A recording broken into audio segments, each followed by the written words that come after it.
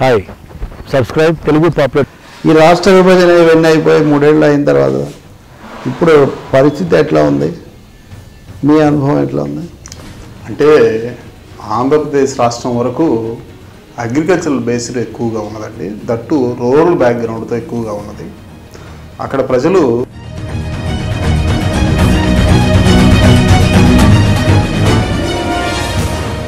తెలంగాణలో అంటే భూగర్భ జలాలు ఎక్కువగా అవసరం, వ్యవసాయం పూర్తిగా బోర్ల మీద ఆధారపడి ఉంటుంది కాబట్టి ఇక విద్యుత్ సమస్య ఇక్కడ చాలా ఎక్కువగా ఉందన్నారు.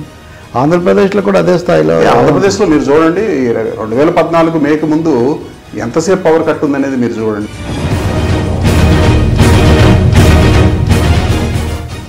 ఈ రేవంత్ రెడ్డి గారు అయితే వారి ఉదంతాన్ని ఎలా చూస్తున్నారు తెలుగుదేశం పార్టీ వాళ్ళు ఇక్కడ కానీ ఆంధ్రప్రదేశ్లో మరి ముఖ్యంగా? అంటే జరుగుతుంది తెలంగాణలో, ఆయన ఆరోపణలు ఆంధ్రప్రదేశ్ మీద ఉన్నాయి.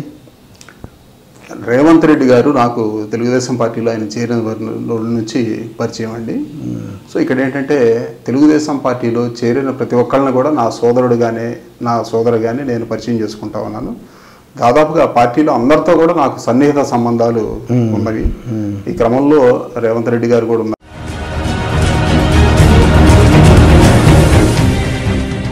అవినీతి మీద పోరాటం అన్నారు కదా, దాంట్లో ఆయన గడవని. ఇప్పుడు ఆయన ఆరోపణలు ఆంధ్రప్రదేశ్ మంత్రులు, ఆంధ్రప్రదేశ్ నాయకులు ఏదో పొందుతున్నారని ఒక ఆరోపణ.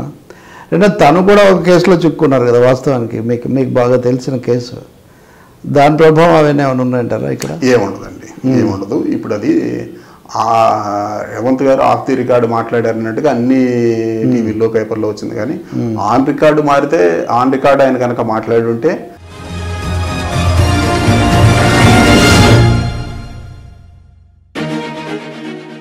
అంటే ఇప్పుడు ఈ ఉదారవాద విధానాలు ఎన్ని వచ్చాక పేదరికము, అంతరాలు పెరుగుతున్నాయనే అభిప్రాయం చాలా బలంగా ఉంది కదా. కేవలం ఒక 58% ఇవన్నీ ఈ లెక్కలని. అంటే కాన్సన్ట్రేషన్ ఆఫ్ వెల్త్ పెరుగుతున్న పరిస్థితి. అంటే ఫ్రాడ్స్ పెరుగుతున్నాయంటారు, తగ్గుతున్నాయంట ఇవి వచ్చిన తర్వాత? ఫ్రాడ్స్ పెరిగాయని చెప్పలేము మనం.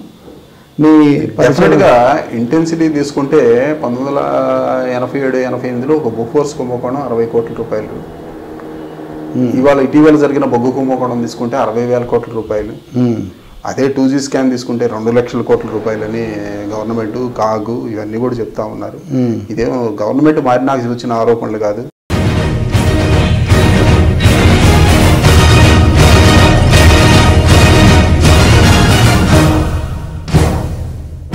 Telugu popular TV, Telugu popular channel, Telugu popular TV, Telugu popular TV, Telugu popular టీవీని యూట్యూబ్లో సబ్స్క్రైబ్ చేయండి.